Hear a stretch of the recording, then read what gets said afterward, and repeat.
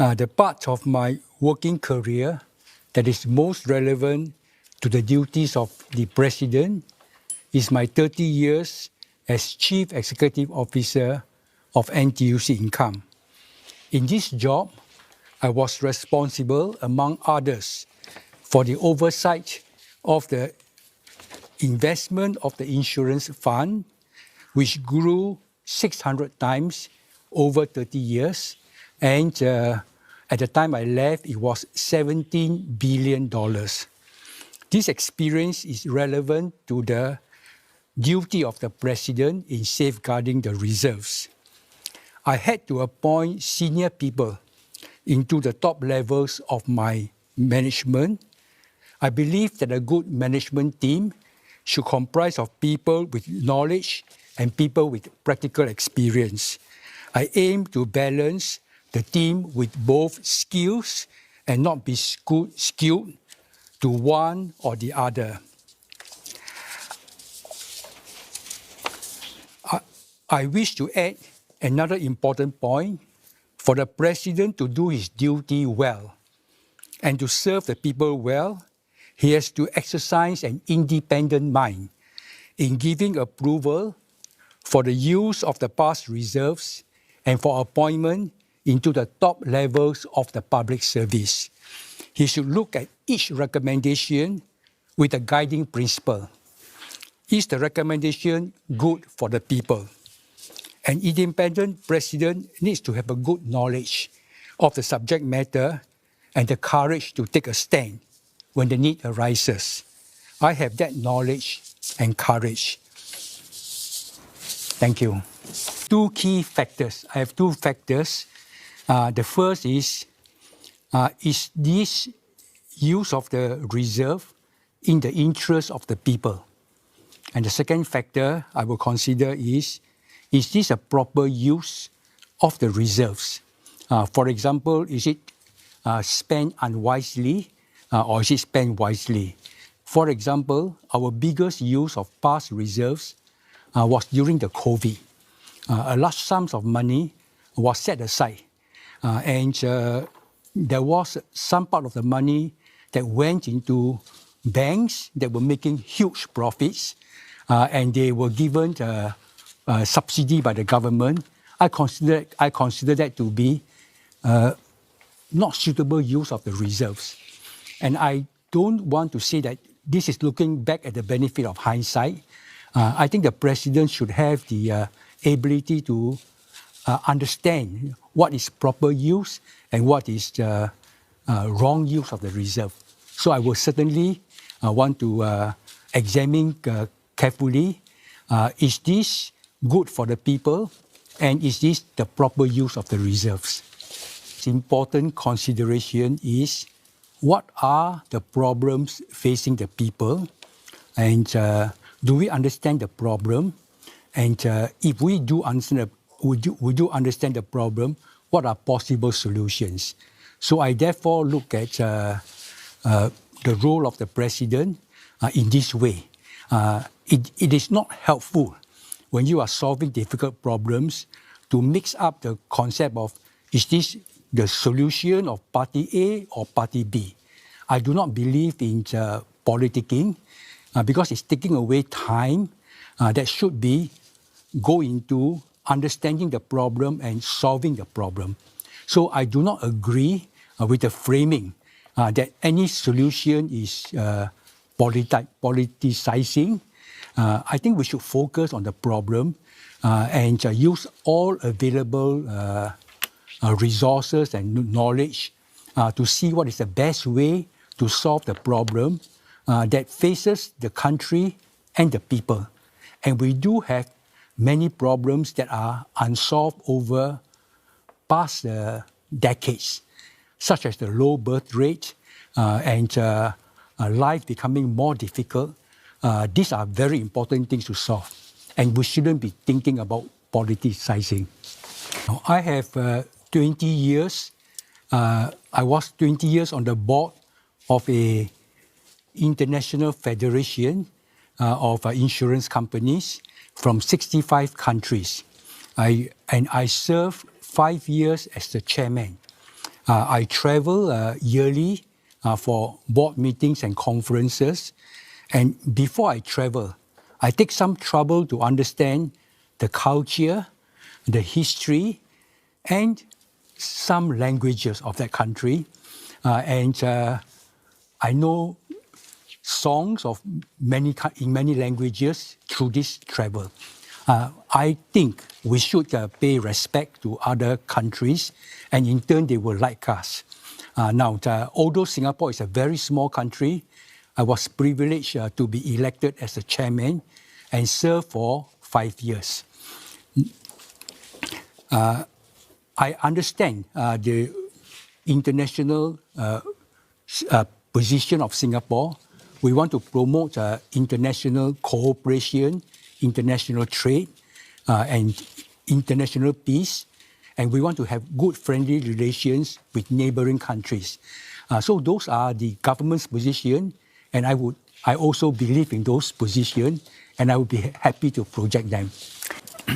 I will continue the wonderful tradition of the President's Charity because it involves large numbers of people contributing to worthy causes. The charity started before President Ong Teng Cheong's time, but President Ong expanded those charity events, and I was very privileged to be asked by President Ong to chair his charity to promote the Singapore dress. And this orchid tie, which was worn by President Ong, was given to him by the charity. I'm very happy to wear the same tie today. Now, I will certainly want to examine which of these charities we should continue, but I have one more which I'd like to especially promote, and that is looking after the elderly people, especially those above 80, where they need more care. And it's not only looking after them, it's also relieving the burden on their children. So that will be one focus. And it will not be just a charity. It should be part of a government effort to look after this elderly population. That will be my focus. Young people, the best way to reach them is through social media. And social media keeps evolving. I'm very much up to date in social media, and I therefore would be able to connect with them and hear their views. I would also attend events of young people, and I want to give young people some advice. The advice that served me, and it will serve them as well. I was young once. I know what young people want, and my advice would be how they should manage their own finances. Do not overspend. Have some savings, and I think this advice young people like very much from what I have my interaction. So certainly I think some of these very practical advice will reach out to the young people, and I hope that they find my advice to be useful. Thank you. I think the most important factor is that people should feel financially secure. They should be hopeful in their life. Therefore, sorting out the economic situation is very important. And the key problem now is people find that the cost is too high, housing is too expensive, jobs are insecure. Now, if we can solve this problem, which is my main thrust, then people got more time to think beyond themselves into the community, into society at large. Then they become more unified. I bring back the Singapore 50 years ago, when people were very proud to be Singaporeans because they find that living in Singapore they enjoy being Singaporeans. So my focus is let's make life easier for people so they can be more unified and be more looking after other people than themselves. So we should therefore be willing to look into the real issues that are making people worried. When people are worried, they become more divisive. They quarrel with their other neighbors. The major challenges are the global geopolitical tensions, the trade frictions, which affect us badly, and also climate change. But beyond that, we have also our own internal problems. We are too costly a place to live and too costly to do business. So I consider that we need to be more competitive. We must find ways to bring down our costs of property, of wages, to bring down our business costs so that we can be competitive in the world. And these are important challenges that I think the government should address. And certainly I would like to discuss with the government whether how we can work towards this goal to make Singapore a more competitive place so that we can have more job opportunities for our people. In carrying out my constitutional duties as president, I will have very important and independent mind. I will examine each recommendation from the government on the use of past reserves and the appointment of top officers in the public service critically, and I must be satisfied that they are in the interest of the people before I give my approval. This is what an independent president should do. I will also use the power of the president to call a commission of inquiry when needed to ensure there is transparency and accountability in the government and the public service. My main concern is for the young people of Singapore. The young people face a difficult challenge. They have to compete for jobs against foreigners, and good jobs are difficult to get. Yet, our males have to do national service, which sets them back 2 years or more in the competition for jobs.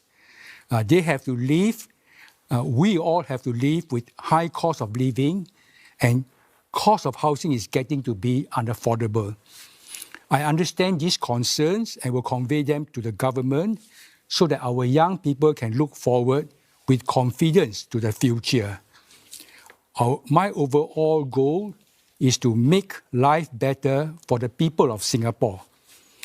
I believe the government shares a similar goal. I will collaborate and work with the government to find a better way to solve these problems. I ask the people of Singapore to vote for an independent president.